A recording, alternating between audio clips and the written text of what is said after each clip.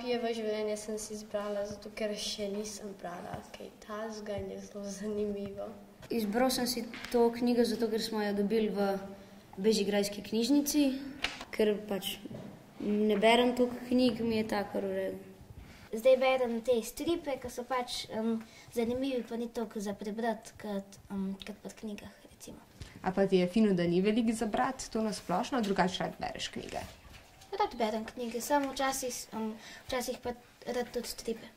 Ponovadi vzamem kakšno od Primoža Suhorolčana, ker njegove knjige so mi všeč in ko mi čakam, da naslednjo, kar bom dobila.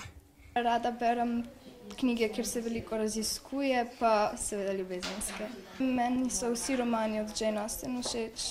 Ni toliko klasična ljubezenska zgodba, so malo drugačne. Ker te sodobne ljubezenske zgodbe so vse na isti princip. Dva se zaljubita, potem se skregata, na koncu sta pa skupaj.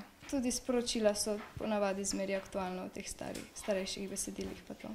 Jaz imam rad detektivske knjige, pa znanstveno-fantastične knjige.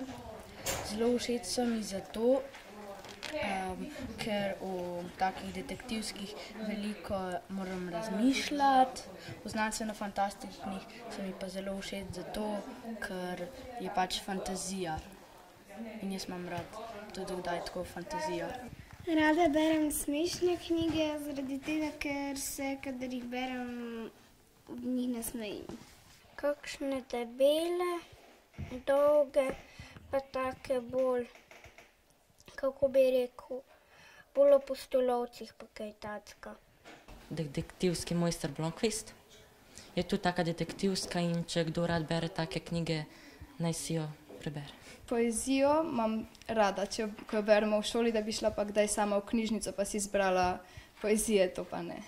Nimam potrebe po temu sploh, raje knjige vzamem. Navadno imajo neke zgodbe, no. Meni so najbolj všeč te detektivske pa pustolovske knjige, kot je na primer tale Artemis Fowl, pa všeč so mi tudi kakšne zgodovinske knjige.